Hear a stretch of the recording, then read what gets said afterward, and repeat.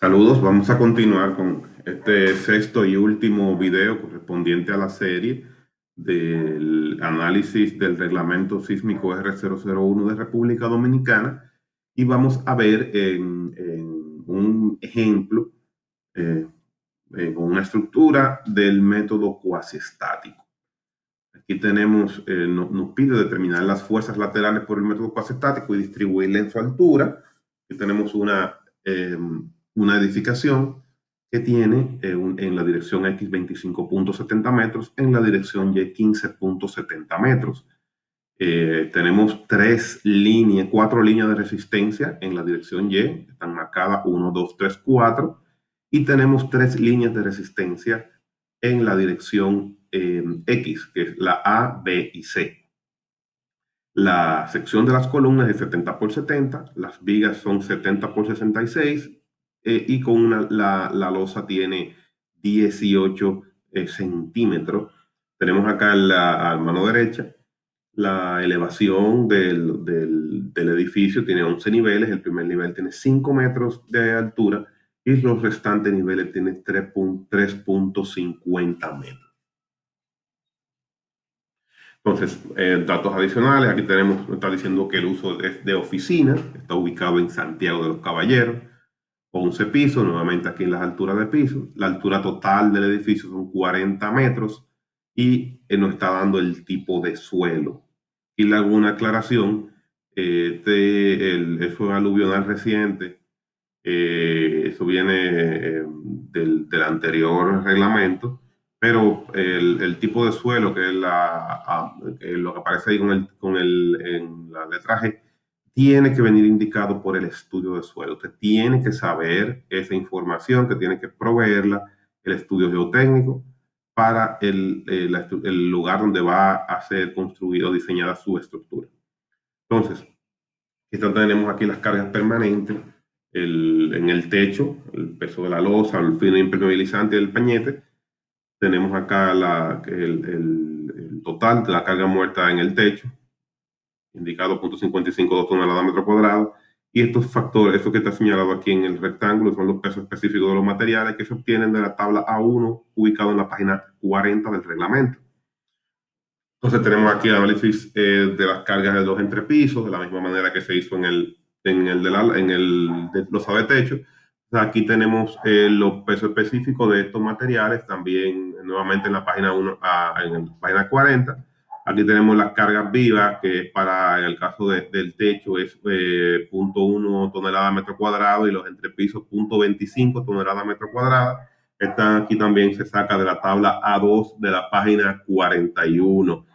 Entonces, el próximo paso, verificar las limitaciones del método cuasiestático. El método cuasiestático tiene una limitación de altura. Esta altura tiene que ser, menor de 45 metros y el número de pisos menor de 15. Como nuestra estructura tiene 11 pisos y tiene 40 metros de altura, pues nuestra estructura cumple con el reglamento.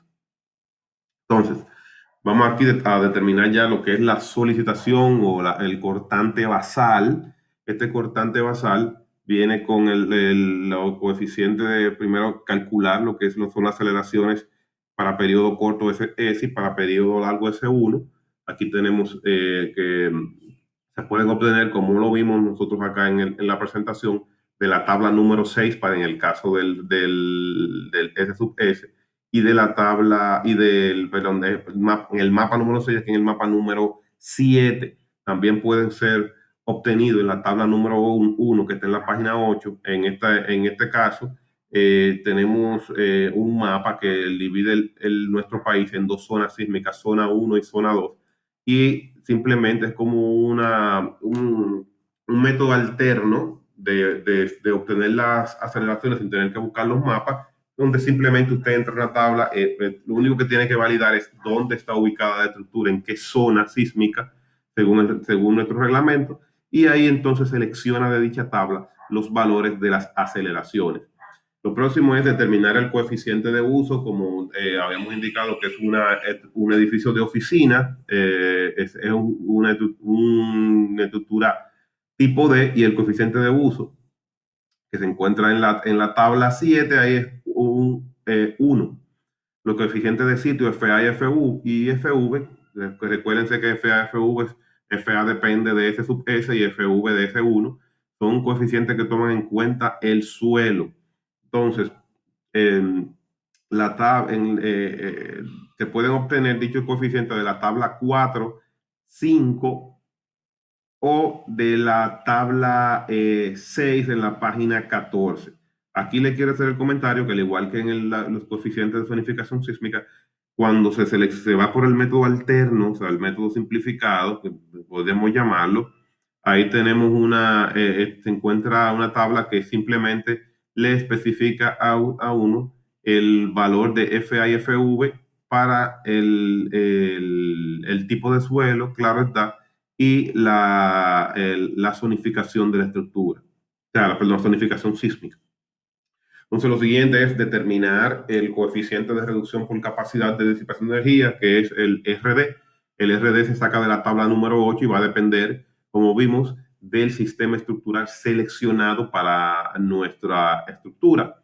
Entonces, acá en el caso de la estructura que estamos analizando, una estructura que nos dice que es pórticos intermedios, el RD que corresponde a la tabla 8 es 4.5.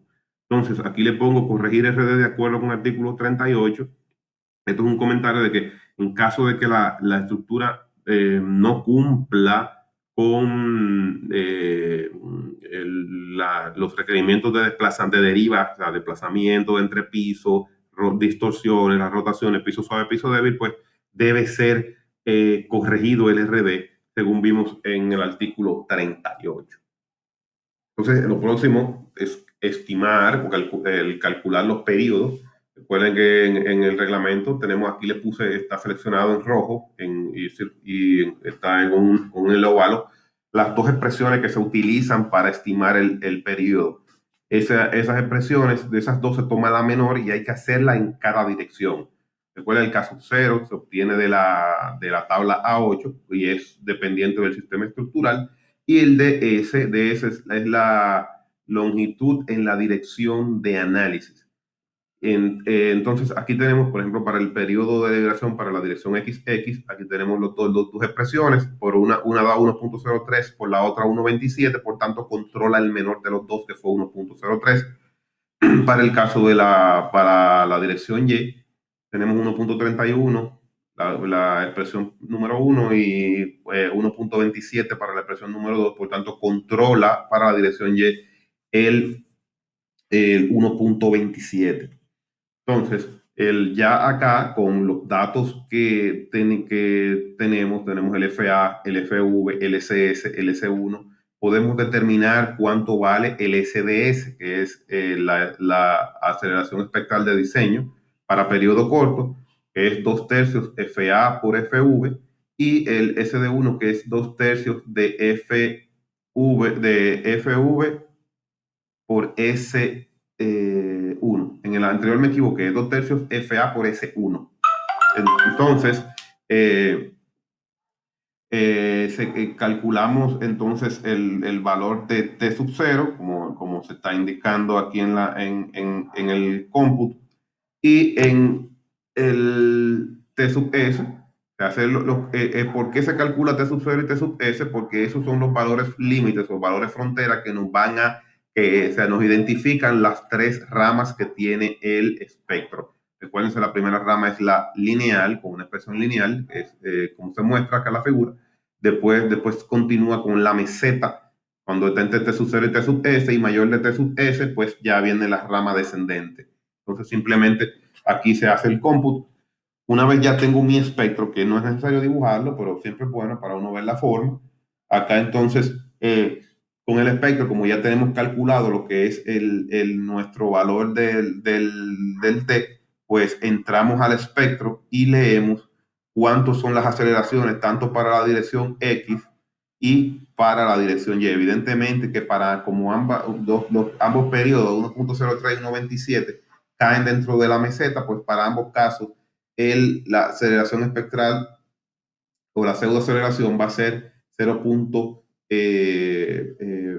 perdón, para el caso, bueno, aquí tenemos, disculpe, 1.03 en TX y 1.27, o sea que 1.03 más o menos entraría acá, eso es, nos da la aceleración 1.03 y o sea, 1.27, pues no, la de 1.27 estaría por esta zona, ¿verdad? Y la zona ya se pasa de lo que es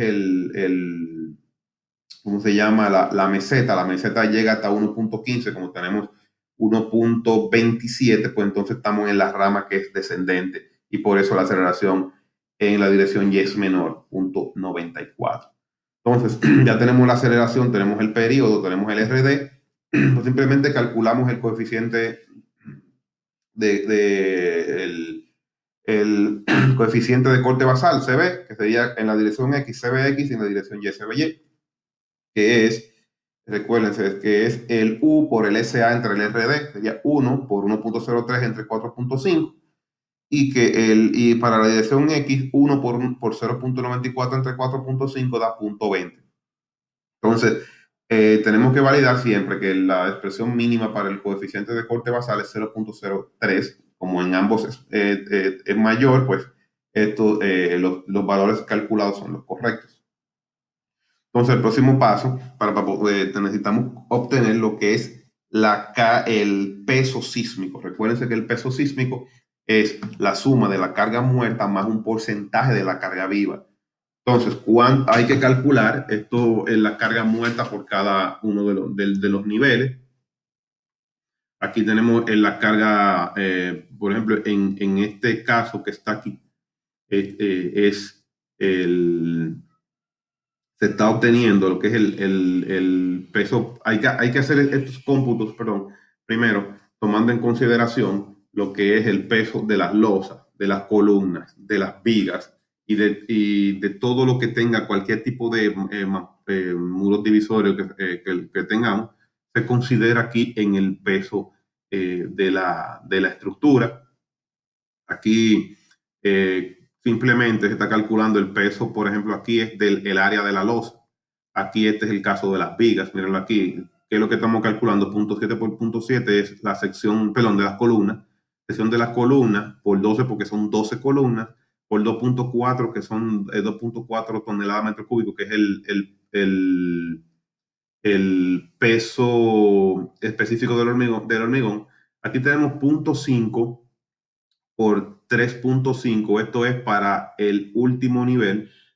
¿Por qué? Porque estamos indicando que en el último piso solamente va a entrar ese peso, va a ser la mitad de la columna de ese nivel, porque la mitad de esta columna va a corresponder entonces al piso de abajo, al piso 10. Por eso que está multiplicado 0.5 por 3.5, que es la altura de este piso. Y aquí tenemos 0.7 por 0.6, que es la 0.61, que es la sección de la viga, por 2.4, que es el peso específico del hormigón armado, por eh, la, la longitud de la viga, tanto en la dirección X como en la dirección Y. Entonces, ya aquí tenemos los valores. Este 382.49 es el área de la losa. Aquí el 14.11 es el peso por metro lineal de las columnas y este 1.01 es el de las vigas. Simplemente se está multiplicando por la longitud de las vigas. Mírenlo aquí. Aquí está el explicado. Y aquí tenemos entonces el peso el peso muerto o carga permanente en cada uno de los niveles. Entonces, vamos a continuar el ejemplo en el próximo video.